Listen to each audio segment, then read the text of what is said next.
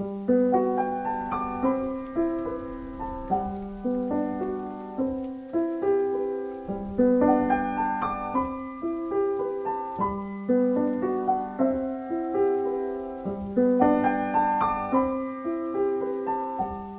Hind friends. In last lecture we have discussed about line integral. Now we are going to start our next topic, Green's theorem in plane. The theorem gives us an alternate method to find a line integral along a closed curve.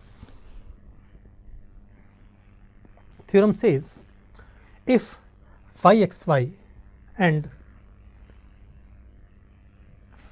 psi xy, del phi upon del y and del psi upon del x are continuous over a region R bounded by a simple closed curve C in xy plane, then integral over closed curve C phi dx plus psi dy can be expressed as double integral over R del psi upon del x minus del phi upon del y dx dy. Theorem tells that if I want to evaluate a line integral of this form over closed curve C, the direction of the curve is anticlockwise. Then to evaluate this line integral, we can express this line integral as a double integral like this, and the region for which double integral will be evaluated is the region enclosed by this closed curve.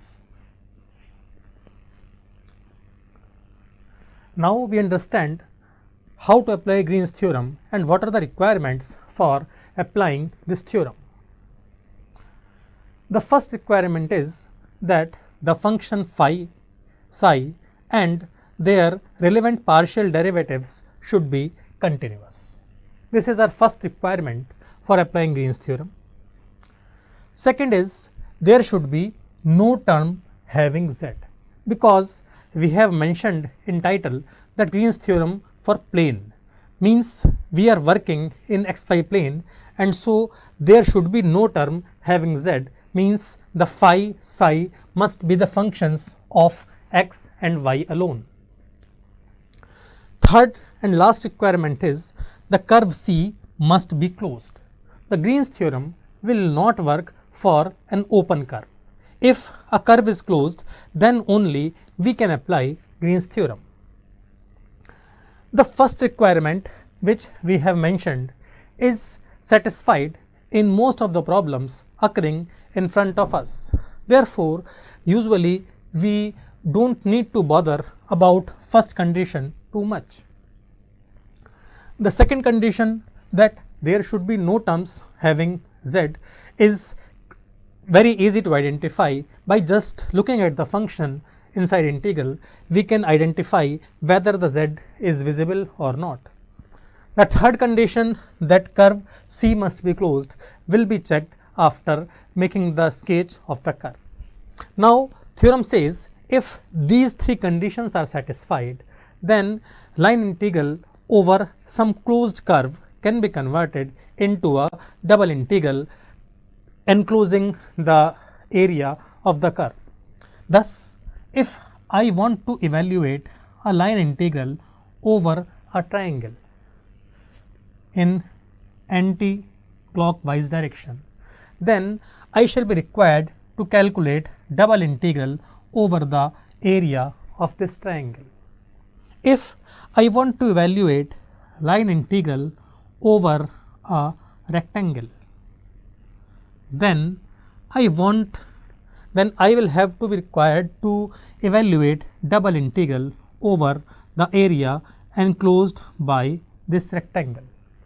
If I want to evaluate a line integral over a circle, then I shall be required to calculate double integral over area bounded by this circle. If there is any other closed curve oriented anti-clockwise, then the area inside this closed curve will be used to evaluate double integral. Now we shall understand how to use Green's theorem with the help of example.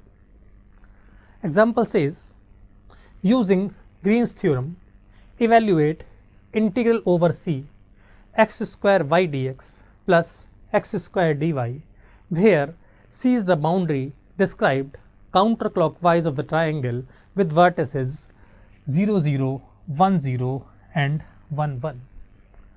I want to evaluate this line integral over the curve C, where C is nothing but boundary of triangle formed by these 3 points. The direction is mentioned to be counterclockwise. If direction is not mentioned, we have already discussed that the direction will always be taken to be counterclockwise. First of all, I check the requirements for Green's theorem. If I observe here this x square y and x square, these are polynomial functions in x and y, and therefore they and their all partial derivatives will be continuous. So first requirement is satisfied, and as I already said that in maximum problems occurring in front of us, this condition will be satisfied. Second condition is that the terms of z should be absent. Clearly there is no term having z, only x and y are present. And third condition was that the curve should be closed. The curve is a triangle like this. Therefore this triangle is a closed curve, hence all 3 conditions of Green's theorem are satisfied. So we shall apply Green's theorem in this problem. For this, I know that by Green's theorem, integral over c phi dx plus psi dy is equals to del psi upon del x minus del phi upon del y dx dy. Now when I compare this given integral with this form, then value of phi will be x square y and value of psi will be x square. Now del psi upon del x will come out to be 2x by partial differentiation. Del phi upon del y will come out to be x square. Substituting these values, del psi upon del x equals to 2x, del phi upon del y equal to x square, I obtain integral over c is equal to double integral over r 2x minus x square dx dy. Now I want to apply limits of integration in this double integral. As I have already discussed that this curve is a closed curve over which line integral is to be evaluated.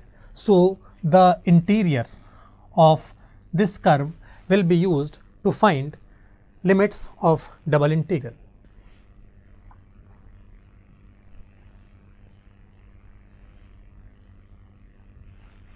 Now to find limits, I shall slice this region into vertical strips. When I slice the region into vertical strips, then the limits of y will be written inside and limits of x will be written outside. Because I have sliced the region into vertical strips, so limits of y will be calculated using bottom point and top point of the strip. From bottom point of this strip, I obtain y equal to 0. So y equal to 0 will be lower limit for y. From topmost point of the strip, I calculate y equal to x, and it will be upper limit of y. These are the limits of y for this region. Now over this region, x varies from 0 to 1, and therefore values of x are from 0 to 1. These are the limits which shall be obtained by this region, and these limits will be applied here. Applying limits of y are from 0 to x, limits of x from 0 to 1. Now, because limits of y are occurring inside, variable limits are put inside in double integral, so we shall integrate with respect to y. Integrating with respect to y, this dy will become y, and limits of y 0 to x are applied here. Simplification, this term will give simply x, so this x occurs here, remaining terms are unchanged. Now, simplifying, it gives 2x square minus x cube dx. Integration of x square is x cube upon 3. Integration of x cube is x4 upon 4. Applying the limits of x, I obtain 2 upon 3 minus 1 upon 4, and simplification gives 5 upon 12, which is the value of given line integral. Let me sum up once again. This line integral was given. We were supposed to apply Green's theorem to evaluate this line integral. I have checked that z is not occurring in the equation and the curve is closed, so we tried to apply Green's theorem. Compared this expression with the standard form of Green's theorem, and this left hand side is converted into a double integral. This double integral was evaluated for the area bounded by this triangle. Applying the limits of double integral, I obtained this expression, and simplification lead to the value of integral, which is 5 upon 12.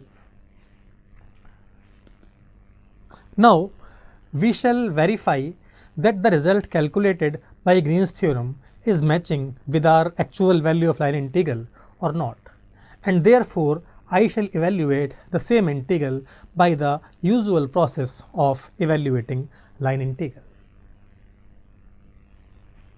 Here we can see that the given curve consists of 3 parts.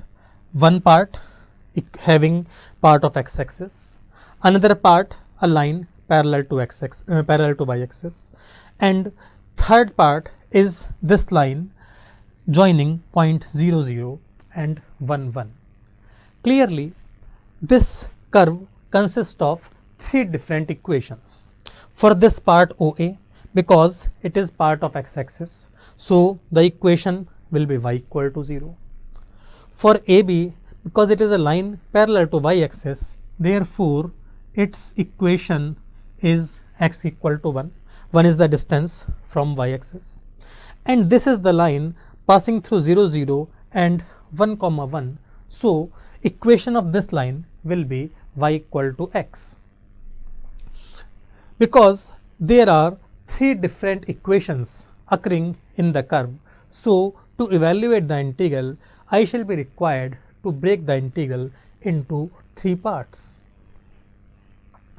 and that's why I have written it as x square y dx plus x square dy is equals to integral over OA x square y dx plus x square dy plus integral over AB x square y dx plus x square dy plus integral over BO x square y dx plus x square dy. We shall evaluate each of these integrals separately. Their value will be substituted here, and then the value of this line integral will be calculated.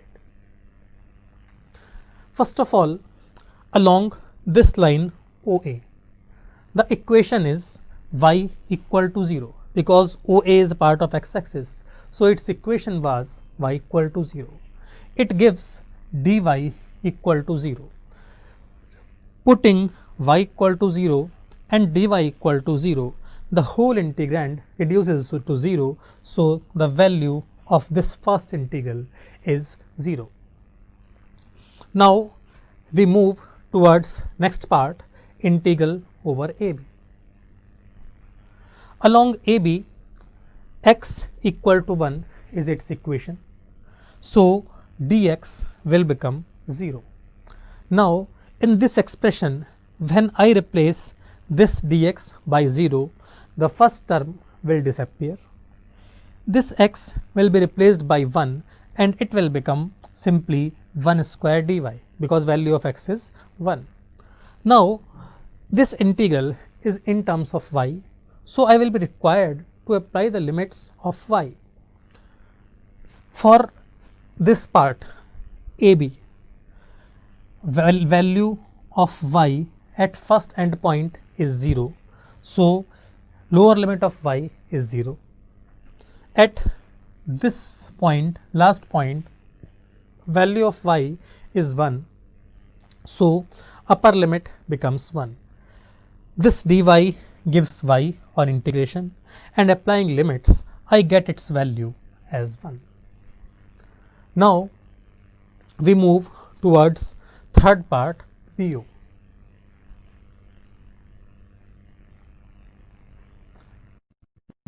BO has equation y equal to x. So along BO y equal to x, it gives dy equal to dx.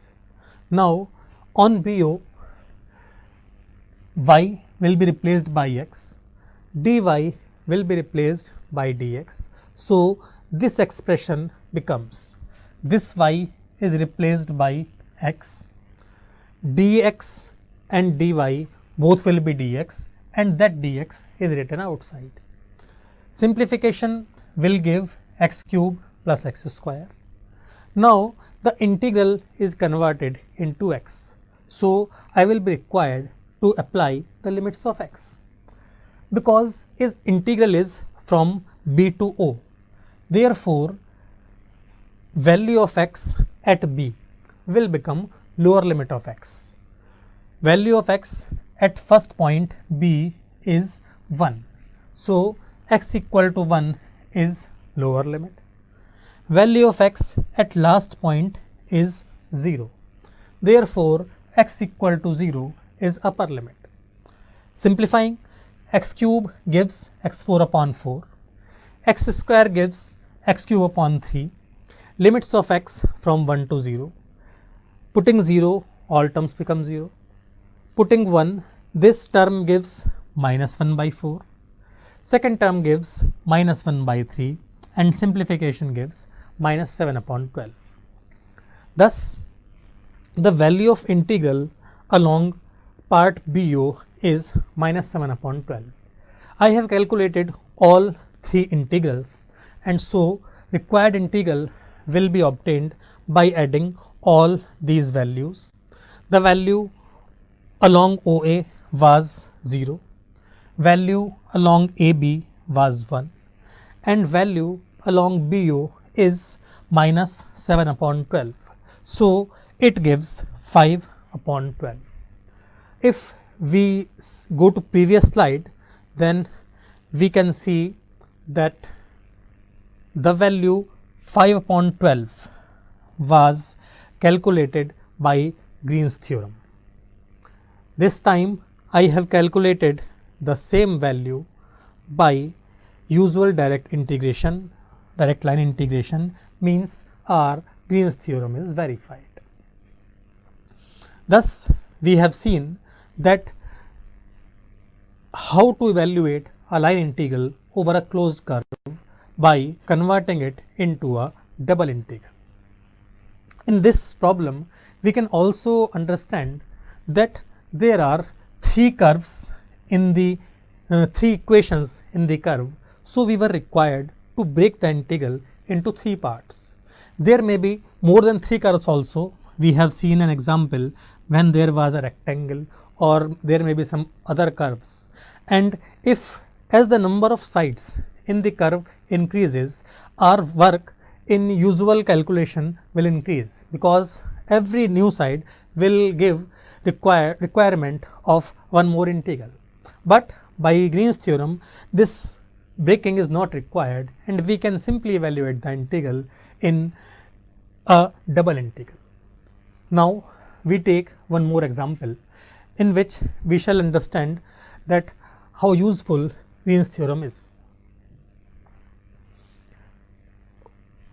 Example says a vector field f is given by f equals to sin y I cap plus x bracket 1 plus cos y j cap. Evaluate the line integral over c f dot dr, where c is the circular path given by x square plus y square equal to a square. This function f is given. We wish to evaluate integral over c f dot dr, where c is the curve given by this circle. We are going to apply Green's theorem in this example also. Before that, I calculate the function inside integral, that is f dot dr. Because f is sin y I cap plus x bracket 1 plus cos y j cap, so f dot dr will be this form. We have seen in previous lectures that dr is written as I cap dx plus j cap dy. This is the value sin y I cap plus x bracket 1 plus cos y j cap. It is the value of this function f.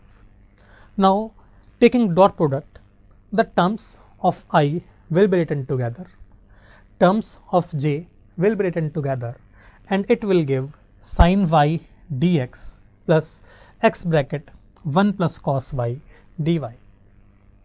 Now this integral is converted to the form in which we have applied Green's theorem. Here we can see that sin y 1 plus cos y x, these all functions are continuous, their all derivatives are continuous, and therefore x into 1 plus cos y, sin y and their concerned partial derivative will be continuous. So first requirement of Green's theorem is satisfied. The second requirement was that there should be no term of z. Clearly there is no term of z, only x and y are present.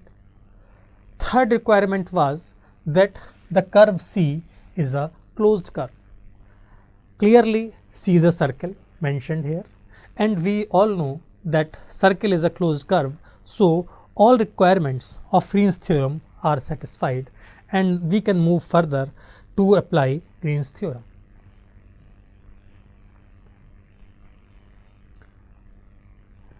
Green's theorem was integral over closed curve C phi dx plus psi dy can be written as this double integral.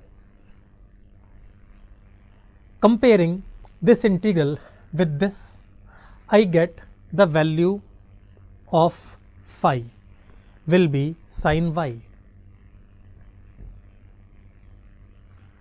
The value of psi will be x times 1 plus cos y. Del psi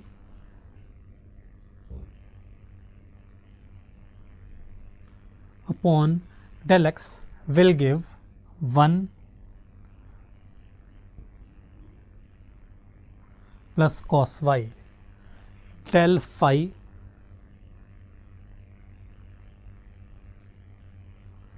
upon del y will give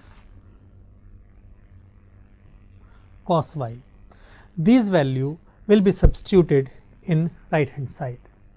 This del psi upon del x will be written as 1 plus cos y. Del psi upon del phi upon del y will be written as cos y. This cos y and this cos y will cancel out, and it will lead to integral over s dx dy. We know that integral over s dx dy will give the area of this region S. Here this region is the region bounded by the circle. Because radius of the circle is a, therefore its area will be area of circle, which is pi a square, and it is the value of our integral over c f dot tr. Let me sum up once again. This function f was given. We were required to calculate integral over c f dot tr for this circular path x square plus y square equal to a square. First of all, I calculated f dot dr so that I can find phi and psi. Then I calculated del phi upon del y, del psi upon del y, and substituted their values in this term. It simplified a double integral to double integral over s dx dy, and because the function inside integral is 1, so no work is required to calculate this integral. Its value will be simply area of the region. Because the region is a circle, so its area will be pi times a square, and which is the value of our line integral. Now in this problem we can see that we have evaluated the line integral with the help of Green's theorem in very simple calculating steps. Suppose I don't want to apply Green's theorem and I try to evaluate the integral by usual process. Then what will happen? Let us understand. This integral is being evaluated over a circle. To evaluate line integral over a circle, we shall use parametric equation of the circle, which we have seen in previous lectures. So x will be replaced by a cos theta, y will be replaced by a sin theta. Substituting these values of x and y, this term sin of a sin theta will be formed. Here cos of a cos theta will be formed, and it will be composite of sine function and cosine function, and the integration will become quite difficult. So we can see that Green's theorem reduced our work to a great extent, and that's why it is preferred that whenever we get a closed curve, certain conditions required in Green's theorem are satisfied, we apply Green's theorem. Now we introduce our next topic, and the topic is surface integral. Let us first understand that what is surface integral of a scalar function. Suppose we have a surface like this, and we wish to evaluate the integral of function f over this surface. The surface integral says that what is actually surface integral, break up the surface into many small pieces as I have made here.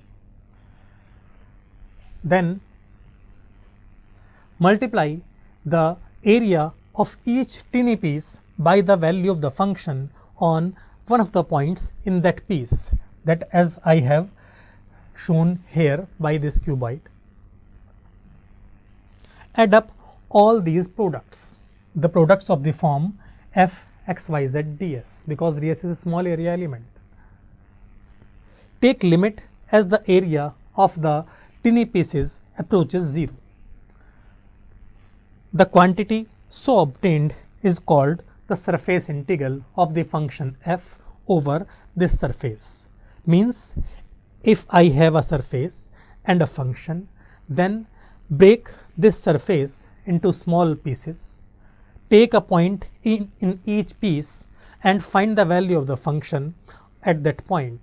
Calculate this product, function value into area, add all these products and take the area of a small piece approaching 0, the quantity so obtained will be the surface integral of this function fxyz over this surface.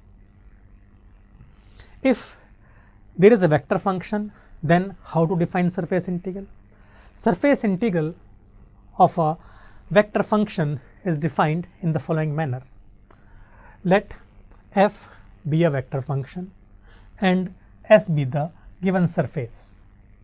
Surface integral of vector function f over the surface S is defined as the integral of the component of f along the normal to the surface. Means if I calculate normal component of the vector function f for the surface, then its integral will be surface integral of the function over that surface. Thus, surface integral of f over s will be integral over s f dot n ds, where n cap is the unit normal vector to the given surface. Now we sum up what we have discussed in this lecture. First of all, we introduced Green's theorem. Then we understood under what conditions Green's theorem can be applied. Then we took examples to understand Green's theorem. In first example, we verified that Green's theorem is giving correct result. In second example, we have seen that usual integration will be difficult, but Green's theorem helped us a lot to evaluate the integral. Then we introduced the notion of surface integral of scalar function. Then we discussed that how to calculate surface integral of a vector function, and the surface integral of vector function is given by this expression. We shall discuss more details of this topic in coming lectures. Thank you.